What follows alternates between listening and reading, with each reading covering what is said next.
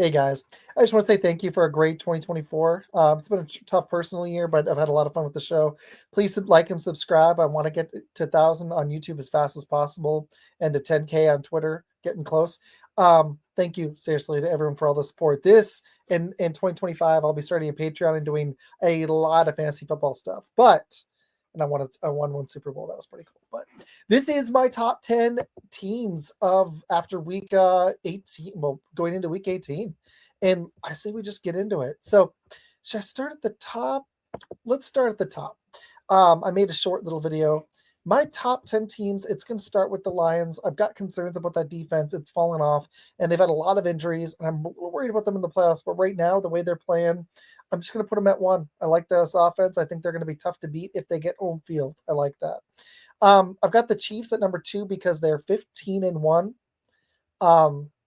They may actually three-peat, and they may lose this last game because they don't care. But finishing with 15 plus wins after back-to-back Super Bowls is pretty ridiculously. They've been lucky, but they've also been good, and they deserve that credit. We can't take that away from them. They don't look like a great 15-1 team, but that's like they're still 15-1. So the Chiefs are there, and they're going to be tough to knock off in the playoffs going into Arrowhead. I think the Bills or Ravens have a shot, but I'm not going to be super surprised if they do make a Super Bowl. I'm going to go and go with the Buffalo Bills here at number 3. I'm really worried about this pass defense.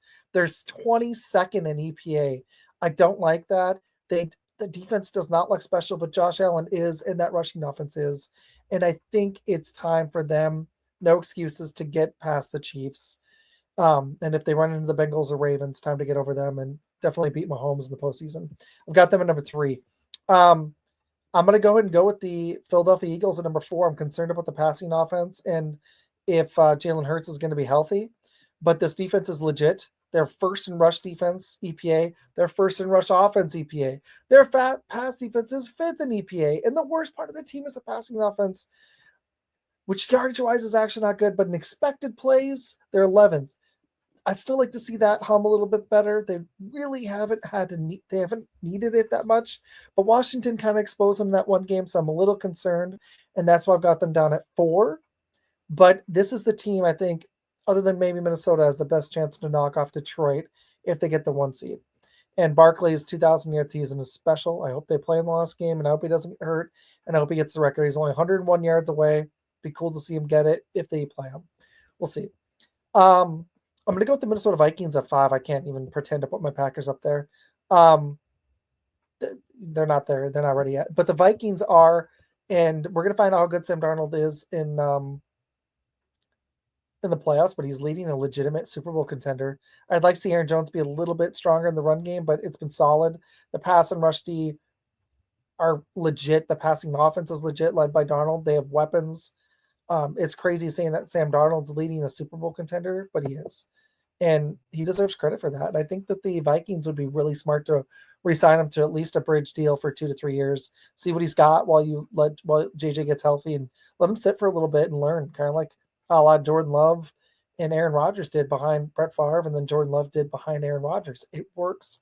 They've got a great system, great coaching, not just Kevin O'Connell. Flores, while he's there as a DC, use that. They have a chance to make a Super Bowl run legitimately. So I've got the Vikings at 5. It was insanely difficult to leave them on the top 5, but I've got the Ravens down at 6 because I still don't trust the pass defense. And there's something with this team in the playoffs. They just mess up. And I'm looking ahead into the playoffs, and I think they're a slight notch below those other teams, but they have a shot for a Super Bowl run. I don't know if my Packers do. I think there's 6 teams, and the Ravens are that last team at 6. It's time for Lamar Jackson. No excuses to do this. He's got great support. That yes, the defense is not as elite as it was, but they still are. The run defense is. They've got Derrick Henry. Lamar has been awesome. It's time to prove it on the biggest stage in the playoffs. It really is. So I've got the Ravens at 6. I'm going to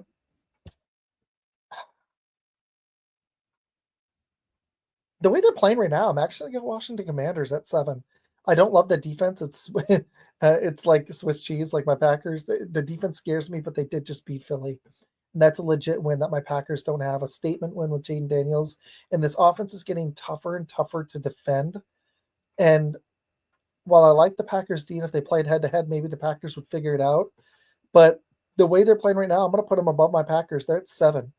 I like Jane Daniels has dragged this team in the playoffs, and I'm not going to be surprised if they get a upset win if they hold the 6 seed. I could easily see them. That's why I want the Packers to get the 6.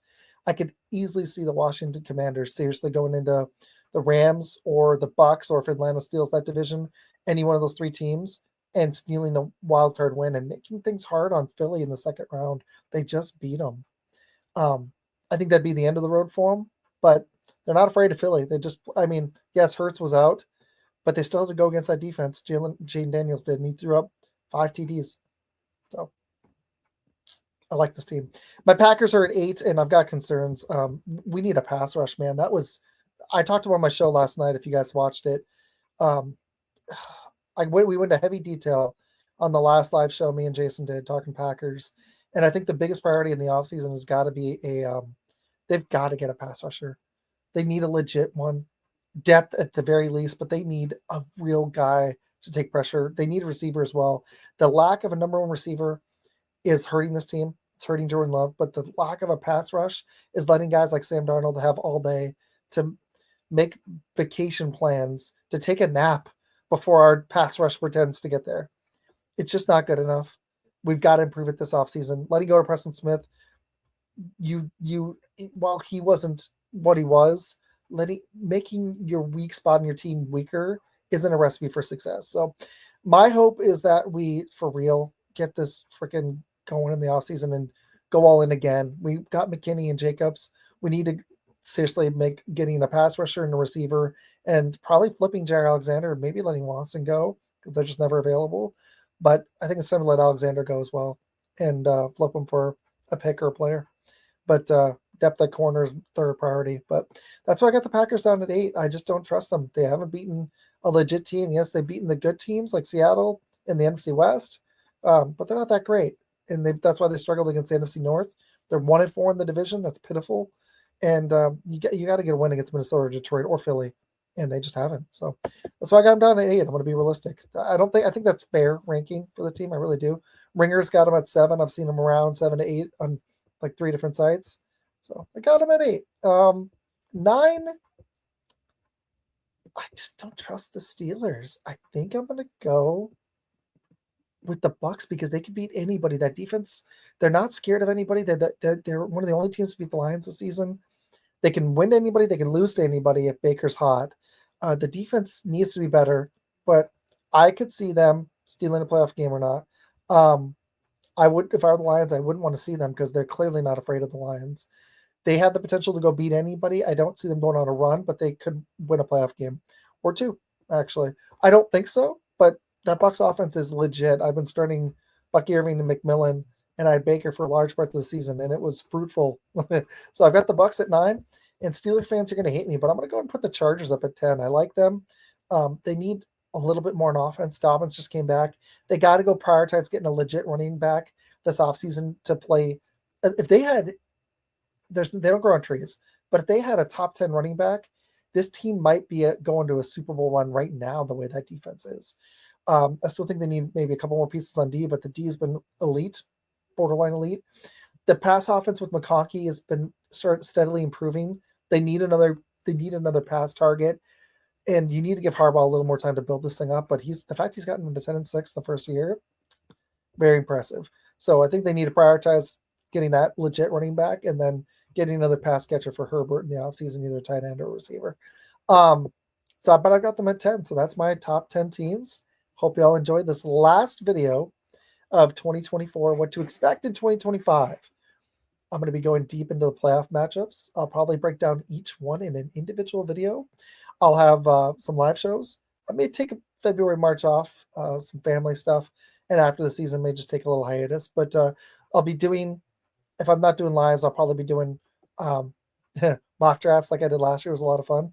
But I'm going to tap more into fantasy this season. You can expect rankings. You can expect a lot of sit-start decisions. I'll be hitting dynasty stuff because I just didn't finish my first year. I've realized my dad made the point. I've won 4 out of 13. I just won another one, my 4th championship in a PPR. Won the first 2 and finally just got another title. But 4 to 13 is not bad. I think non-PPR is kind of my jam, so I'll do non-PPR and half PPR and PPR rankings.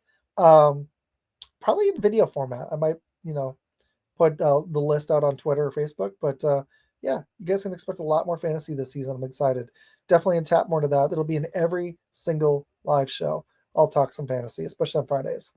Me and Matt will continue our show, Cheesy Bear, probably on Wednesdays. We'll break that news soon. I'll be talking to him. But on the Friday show, you guys can expect fantasy and Packers. Those will be the two staples of that show. I'll hit some other games and ask some other fun questions like last night. But that's what to expect in 2025. I'll be launching a Patreon. I'll release more on that, but it'll have a lot of fantasy Packer exclusive previews. I'm very excited. It'll be a lot of fun. I hope you all had a wonderful year. I hope you have a great New Year's Eve, and I will see you all in 2025. Go Pack Go.